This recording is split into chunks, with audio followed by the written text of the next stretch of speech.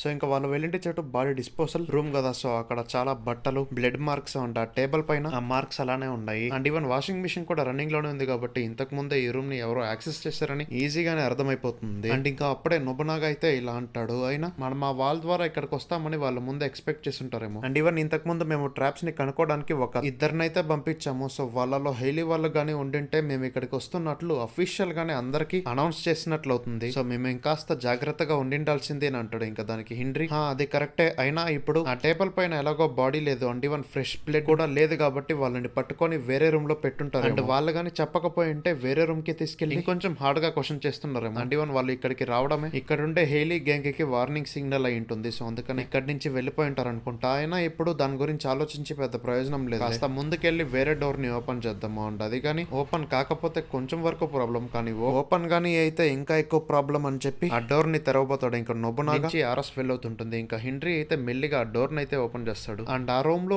9 మంది ఏదో సోది డిస్కషన్ చేసుకుంటుంటారు, ఎస్పెషల్లీ గెలాటే, సఫోల్ అండ్ టెరబలం. ఇంకా హెన్రీ అయితే గట్టిగా అరిచి, అరే మీరు హైలీ హైడౌట్ లో ఉన్నారు కాబట్టి మీరు హైలీ మెంబర్సే కదా అని అడిగి కన్ఫర్మ్ చేసుకుంటాడు. ఇంకా వాళ్ళేదో హెన్రీని చూసి భయపడినట్లుగా ఎక్స్ప్రెషన్ పెట్టి వాళ్ళ కన్వర్జేషన్ అయితే అలానే కంటిన్యూ చేస్తుంటారు.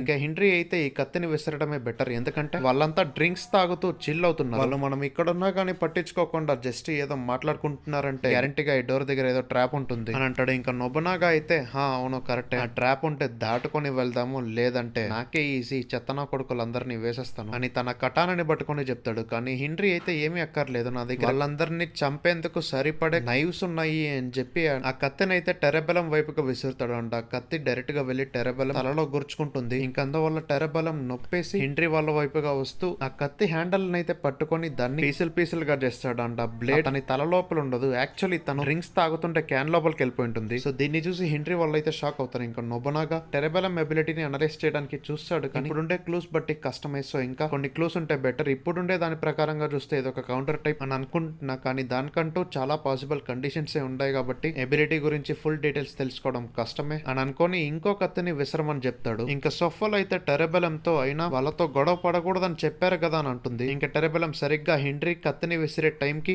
సొఫల్ ని పక్కకి దోసేస్తాడు. అండ్ ఆ కత్తి డైరెక్ట్ గా వెరగాయడ్ అనే వ్యక్తికి గుచ్చుకోబోతుంది. ఇంకా అతను చేయిని అడ్డం పెట్టి ఈ కత్తి గాని నా చేయిలో దూరితే హీల్ అవడానికి ఎంత టైం పడుతుందో ఏమో ఆలోచిస్తాడు. కానీ సడన్ గా అతని పక్కన ఉండే వ్యక్తి అయితే ఒక బుక్ ని అడ్డబెట్టేసరికి ఆ కత్తి అయితే ఆ బుక్ కి గుచ్చుకుంటుంది. అండ్ ఆ కవర్ పేజ్ పైన ఉండే అతను లూఫీ లాగే ఉన్నాడు కదా. ఇంకా పెరగ్రే అనవసరంగా అటాక్ ని డాట్ చేసే బదులు నీ ఎబిలిటీని వాడడానికి ఎందుకు చూసావు అని అతని పక్కన ఉండే వ్యక్తి చెప్తాడు. ఇంకా టెరబలం అయితే సొఫల్ తో అయినా నువ్వు నన్ను ఎందుకు టచ్ చేయడానికి చూసావు అని అనేసరికి సొఫల్ అయితే నన్ను క్షమించు అని చెప్పి పైకి లేచి, సరే నేను ఇక్కడి నుంచి వెళ్తున్నా, అయినా మీలో ఎవరు ఫైట్ చేయకూడదు అని చెప్పారు కదా అని అండ్ దీన్ని బట్టి చూస్తే మోస్ట్లీ టెరబలం కి టచింగ్ అనేది తన ఎబిలిటీలో ఒక పార్ట్ అనేది అర్థమవుతుంది. ఇంకా టెరబలం సొఫోల్ చెప్పిండే దానికి అవును నాకు తెలుసులే అని అంటాడు. అంటే అలానే మనకు తెలిసే విషయం ఏంటంటే పెరిగాడ్ ని ఆర్గన్ గా చూస్ చేసుకున్నారు కాబట్టి మొరెనా తనని జాగ్రత్తగా ఉండమని చెప్పింది. ఆర్గన్ అంటే ఏమో నాకు అర్థం కాదు. సో ఇంకా అప్పుడే యొకటాని హైలీ లీగల్ అడ్వైజర్ అయితే అక్కడికి వచ్చి హెన్రీని గుర్తుపడతాడు. ఇంకా టెరబలం హెన్రీ ఎలా కత్తుల్ని విసురుతున్నందుకు పోలీసులకి అండ్ ఆర్మీ వాళ్ళకి చెప్పమని చెప్తాడు. సో దాన్నే ఈవెన్ యొకటాని కూడా హెన్రీకి చెప్తూ అటెంప్టెడ్ మర్డర్ కింద రిజిస్టర్ చేయొచ్చు, పోలీసులకి ఇన్ఫార్మ్ చేస్తాం కూడా అని అంటాడు. యాక్చువల్లీ హెయిలీ వాళ్ళు నార్మల్ సిటిజన్స్ గా రిజిస్టర్ అయ్యారనేది మీకు గుర్తుంటే ఉంటుంది కాబట్టి ఇది కొంచెం ప్రాబ్లం అయ్యే ఛాన్స్ ఉంది. ఇంకా హెన్రీ కూడా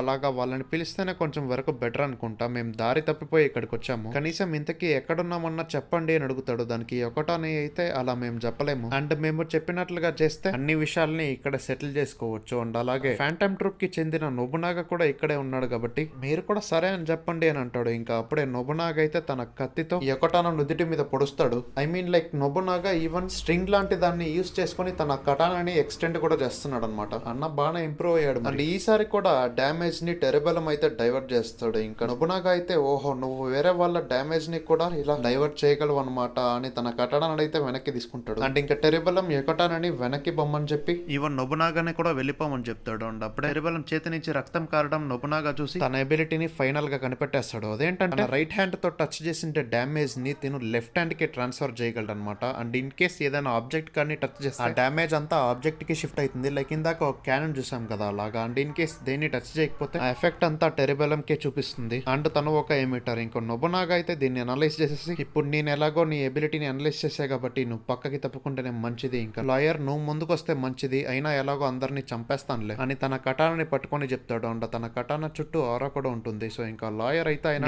తను ఆ స్వాడ్ ని అలా విసురుతాడని అస్సలు ఎక్స్పెక్ట్ చేయలేదు. ఒక సామురాయికి తన స్వాడ్ చాలా ఇంపార్టెంట్ గా అంటాడు. దానికి టెరెబలం అయితే నేను షాక్ అయ్యా, అయినా నువ్వెందుకు అలా డైరెక్ట్ గా శత్రు దగ్గరికి వెళ్ళిపోయావు, అలా వెళ్ళకూడదు కదా అని అంటాడు. ఇంకా లాయర్ అయితే ఆయన నా వల్లే కదా తను నీ ఎబిలిటీని కనిపెట్టేసింది, మా ఊర్లో అంతా ఇలా చెయ్యరు అని అంటాడు. దానికి టెరెబలం అయినా ఇలా అనవసరంగా వాగే బదులు నీ ఎబిలిటీని యూస్ చేస్తే సరిపోతుంది కదా అని అంటాడు. ఇంకా అప్పుడే ఆ లాయర్ ఎబిలిటీ అయితే రివీల్ అవుతుంది. అది ఒక డిఫెన్సివ్ ఎబిలిటీ అనమాట. అంటే అది ఓన్లీ మొరైనా దగ్గరలో ఉన్నప్పుడు అండ్ అది కూడా తను హైడౌట్ లో ఉన్నప్పుడే వర్క్ అవుతుంది. అండ్ ఈవెన్ ఇది యాక్టివేట్ కావడానికి ఆ లాయర్ అయితే ఇలా దొంగతనంగా ఎవరైతే వీళ్ళ హైడౌట్ కి వస్తారో వాళ్ళని కనిపెట్టాల్సి వస్తుంది. అప్పుడే ఇలాంటి కొంతమంది గార్డ్స్ అయితే వస్తారు అండ్ వాళ్ళు టార్గెట్ ని అయితే పెద్దగా గాయపరచలేరులే కానీ ఈవెన్ టార్గెట్ అటాక్స్ కూడా వీళ్ళపైన ఎటువంటి ఎఫెక్ట్ చూపి అండ్ చేసిండే క్రైమ్ బట్టి guards levels and guards pattern మారుతుంది. సో ఇప్పుడు చేసిండే క్రైమ్ బట్టి లెవెల్ 4 గార్డ్స్ అయితే వస్తారు. సో వాళ్ళని ఆ లాయర్ అయితే ఇలా ఆర్డర్ చేస్తాడు. నొబునాగా అండ్ హెన్రీ వాళ్ళని అయితే ఈ రూమ్ నుంచి బయటికి విసిరే ఇంకా పపెట్స్ అయితే అటాక్ చేయడానికి వెళ్తాయి. ఇంకా నొబునాగా కత్తిని తీసుకొని ఒక పపెట్ పైన అటాక్ చేస్తాడంట. ఆ పపెట్ కి ఏమీ కాదు, ఇన్ఫాక్ట్ ఆ పపెట్ లెవెల్ కూడా పెరుగుతుంది, లైక్ లెవెల్ 5 కి రీచ్ అవుతుంది అండ్ ఈవెన్ దాని ఆరా కూడా పెరుగుతుంది. ఇంకా వాళ్ళపై అటాక్ చేయడం కూడా యూస్లెస్ అని తెలుసుకొని హెన్రీని అయితే వెనక్కి పోమని చెప్తాడు. అండ్ ఆ పపెట్స్ అయితే నొబునాగాని పట్టుకుండేస్తాయి, ఈవెన్ తన స్వాడ్ ని కూడా జప్తు చేస్తాయి. ఇంకా హెన్రీని అక్కడి నుంచి పారిపోమని నొబునాగా గట్టిగా అరుస్తాడు. ఇంకా పపెట్స్ నొబునాగాని విసిరేసిన తర్వాత నెక్స్ట్ హెన్రీ వైపుగా వెళ్తాయి. ఇంకా అప్పుడు నీ పైన ఎలాగో మర్డర్ అటెంప్ట్ చార్జెస్ ఉన్నాయి కాబట్టి నేను ఇంకా వదిలిపెట్టరు అని నవ్వుతూ చెప్తాడు. ఇంకా హెన్రీ అక్కడి నుంచి పరిగెట్టడానికి చూస్తాడు గానీ లాయర్ అయితే ఎటువంటి యూస్ లేదు అని చెప్తాడు. ఇంకా హెన్రీ అయితే ఇది హైడౌట్ కాదు, హెడ్ క్వార్టర్స్ లాగా ఉంది, సో అందుకే ఇంత సెక్యూరిటీ టైట్ గా ఉంది. ఇంకా నేను వెంటనే ఈ ట్రాన్స్మిటర్ అయితే హైడ్ చేయాలి, మోస్ట్లీ లాండ్రీలో దాపెడితే బెటర్, ఎలాగో లాయర్ అండ్ ఈ పపెట్ నన్ను చూడలేరు అని అనుకోని అక్కడైతే దాపెట్టేస్తాడు. నొబునాగా అయితే ఒరిజినల్ రూమ్ కి వచ్చేసింటాడు. తను ఇలా ఆలోచిస్తాడు, ట్రాప్ రూమ్ బోత్ ట్రాప్ గా అండ్ ఈవెన్ సీక్రెట్ ఎంట్రన్స్ గా పనికొస్తుంది అండ్ ఈవెన్ మెంబర్స్ కంటూ ఒక స్పెషల్ ఎంట్రన్స్ ఉండింటుందా అని ఆలోచిస్తుంటాడు. అండ్ ఇంకా అప్పుడే హెన్రీ కూడా అదే రూమ్ కి వచ్చేస్తాడు. ఇంకా వాళ్ళిద్దరు ఒకరికొకరు హెల్ప్ చేసుకున్నందుకు థ్యాంక్ యూ అని చెప్పుకుంటారు. ఇంకా హెన్రీ అయితే తన ఎబిలిటీని ఈ రోజు మొత్తం యూస్ చేయలేను, ఎందుకంటే చాలా పనే చేసేసాను, వాళ్ళు ఈవెన్ నా కత్తులు కూడా తీసేసుకున్నారు, సో అందుకే నీకు జస్ట్ సపోర్ట్ చేస్తా అండ్ ఈవెన్ ఆ మెంబర్ స్కెచెస్ కూడా డ్రా చేద్దాం అండ్ అప్పుడు ఎవరైనా విట్నెస్ ఉంటే ఇన్ఫర్మేషన్ ని గ్యాదర్ చేయొచ్చు కదా, కావాలంటే ఈవెన్ ఎంటైర్ జియో ఫ్యామిలీని కూడా యూజ్ చేసుకుందాము అండ్ మీరు స్పైడర్స్ మీరు హైడౌట్ కోసం అని వెతకండి. ఇంకోవైపు హైడౌట్ లో అయితే ఆ ట్రాన్స్మిటర్ బీప్ బీప్ అని సౌండ్స్ చేస్తుంటుంది. ఇంకా అది యాక్చువల్లీ ఒక షెల్ఫ్ కింద ఉంటుంది. ఇంకా హెన్రీ అయితే వాళ్ళని అస్సలు అండర్ ఎస్టిమేట్ చేయకూడదు, ఈవెన్ మరణ ఎబిలిటీ ఏంటో కూడా మనకు పెద్దగా తెలియదు అండ్ ఆర్గాన్ మెన్షన్ చేశారు, దాని గురించి కూడా పెద్దగా తెలియదు అని అంటాడు. ఇంకా నొబునాగా అవును కరెక్ట్ గా చెప్పావు అని అంటాడు. సో మళ్ళీ నెక్స్ట్ వీడియోలో కలుద్దాం, అంతవరకు tata bye, see ya, love you 1000 times.